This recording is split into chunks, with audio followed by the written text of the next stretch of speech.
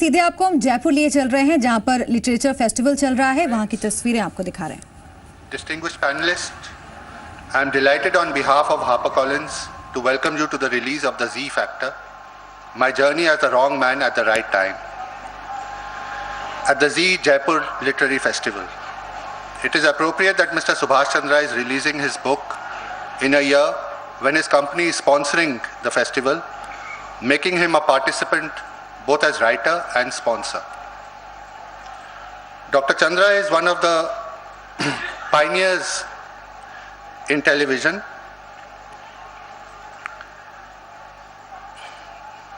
Having launched satellite TV in India. At a function to release the book at the PM's residence yesterday, Mr. Modi commented that Dr. Subhash Chandra is a risk taker.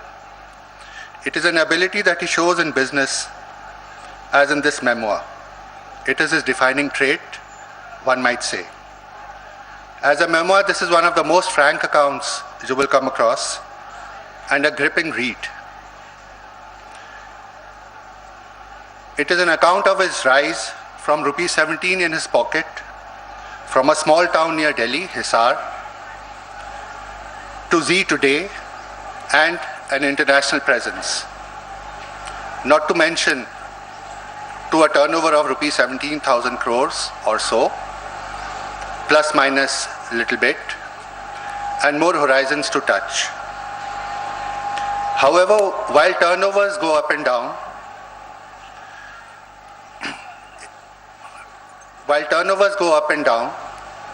it is the spirit of his enterprise, the pioneering that he has done in whatever field he has taken up, that is more significant. Among other things, changing the face of television in India, and now he'll be making a foray into infrastructure also, which should take him into new directions. Our confidence in the book is equal to his, and we are planning to reprint, so the book is yet to hit the stores. We have on stage with him MJ Akhbar, who is known to everyone as a journalist, author, and politician. He's returned to politics after a long gap of about 20 years. Sorry. I hope you're saying nice things about me. As an author, he is known for some remarkable books, some of them classics on the subjects that he's written about, which would be available here, and I would recommend that you pick up or take a look at the copies, including most recently A Mirror to Power, which touches upon, among other things, Indian politics, the personalities in it, and various changes that we have seen occurring in India and the subcontinent. As also there is a book called Tinderbox, The Past and Future of Pakistan, which is always in the news.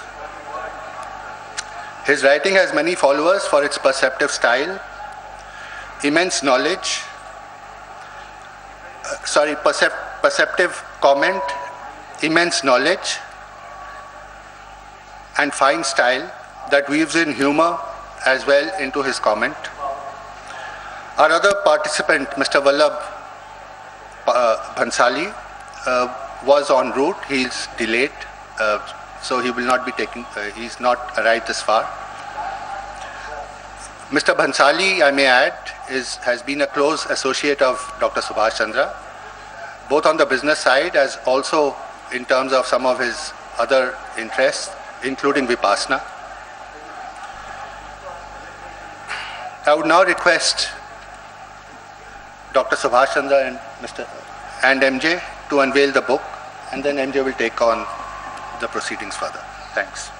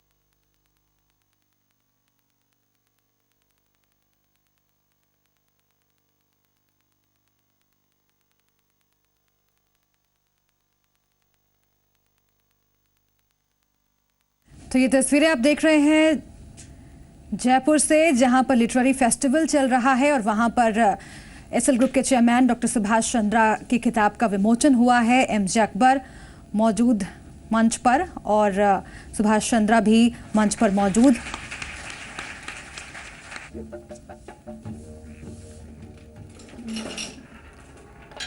Doctor Subhash Chandra की autobiography जिसका विमोचन कार्यक्रम चल रहा है यहां पर literary festival के दौरान। जयपुर लिटरेचर फेस्टिवल की तस्वीरें आप देख रहे हैं। यहाँ पर सांस्कृतिक कार्यक्रम का भी आयोजन किया गया है। एसएल ग्रुप के चेयरमैन डॉक्टर सुभाष चंद्रा की किताब का विमोचन यहाँ पर किया गया है। द जेड फैक्टर नाम से ये किताब, जिसमें डॉक्टर सुभाष चंद्रा की आत्मकथा, ऑटोबायोग्राफी, उनके अब तक के सफर का वर्णन है। दिल्ली में प्रधानमंत्री आवास पर भी इस किताब का विमोचन किया गया। खुद प्रधानमंत्री नरेंद्र मोदी ने अपने हाथों से किताब का विमोचन किया। और यहाँ पर ये तस्वीरें आप जयपुर से देख रहे हैं, जहाँ पर जयपुर लिटरेचर फेस्टिवल के दौरान डॉक्टर सुभाष चंद्रा की ऑटोबायोग्राफी का विमोचन किया गया है। डॉक्टर सुभाष चंद्रा के मीडिया मुगल बनने की कहानी, उनकी ऑटोबायोग्राफी जिसमें उनके अब तक के सफ़र का वर्णन है, अब तक के संघर्ष का वर्णन है। आपको बता दें कि जब दिल्ली में कार्यक्रम इस किताब के विमोचन का चल रहा था, वहाँ पर प्रधानमंत्री नरेंद्र मोदी ने ये बात कही कि डॉक्टर सुभाष चंद्रा में रिस्क लेने की आदत है। और ये जो तस्वीरें आप देख रहे हैं, ये जयपुर से देख रहे हैं, जहाँ पर डॉक्टर सुभाष चंद्रा की किताब का, उनकी ऑटोबायोग्राफी का विमोचन किया गया है।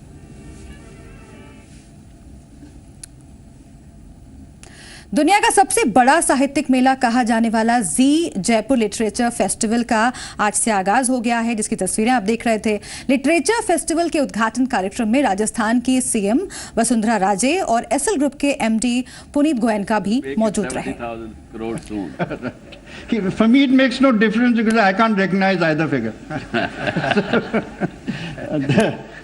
Anyway, we begin with is an absolutely astonishing story. You are sitting here before an author. I don't know how many of you, I'm sure quite a few of you remember Beaufort. And you remember Vinchadda, who was the agent in Beaufort. You are actually sitting before a man who could have been Vinchadda. He was offered the Beaufort deal.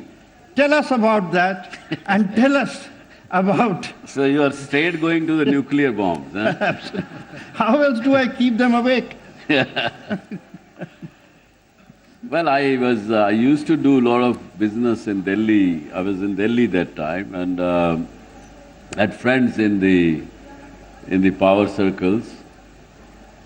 And one morning a friend of mine, he said that I think you are our trusted person and a trusted friend. So we have some deals in which we want to make you the agent. And you will certainly make hundreds of crores of rupees. And I said, sir, but what is the deal? And he said, it's just defense ministries. I said, is it arms deal? He said, yes, obviously. What does defense otherwise purchases? So I said, can I have 1 day's time to think about it? And otherwise, I think the lure of money, 100 crores during 83, 84 was enormous. Today's must be more than 1,000 crores. So, but somehow something was telling me inside it is not right. And I came, I spoke to my brothers and couldn't sleep in the night actually. Though all these things I have not mentioned in the book. And next morning I went and told, sir, I regret it, I won't be able to do it. And had to tell a lie. Okay, my father has told me no, because अपने को arms का धंधा नहीं करना. मौत का सौदागर नहीं बनना, इसलिए नहीं कर पाऊंगा. So what was it in your conscience that said no? I mean, you're a businessman. It was both. Actually, what I said was also a reality. That, yeah, we can make money, but why to make money by killing people? Or why to have the arms business? There are many businesses you could do. Sure, and he spent all his life making money out of making people laugh. Yeah, Much better way to do so. I think so. Entertaining people is a better thing to do than doing arms deals, I guess.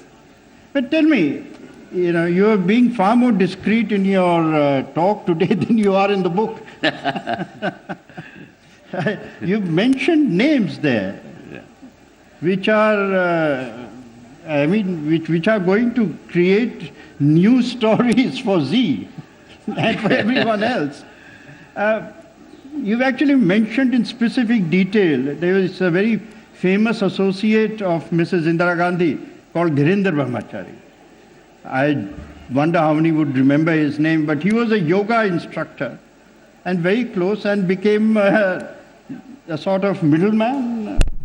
Tell us about Dhirendra Brahmachari and his influence on Delhi's power circles at a very significant time in our history.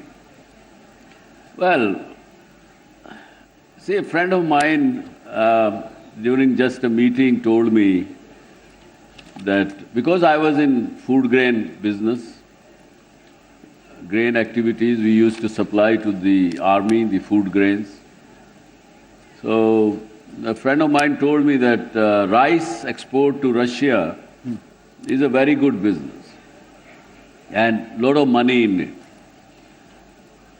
So I asked few questions, but he said he won't answer, but he said, you will not be able to imagine that much money would be there in this. But for this you need really very, very high level approach. It won't be possible at the level of, let's say, the trade was being controlled by the Commerce Ministry that time. So he said, no, it won't be possible at the level of Commerce Minister to help you. And Russians will not entertain you because they have their own sources of supplies.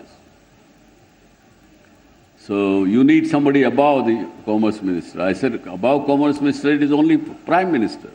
Who else? Yes, somewhere there. And somehow it took me about 8 months, 9 months before we could reach. Somebody told me that Dhirendra Brahmachari can bring you anything.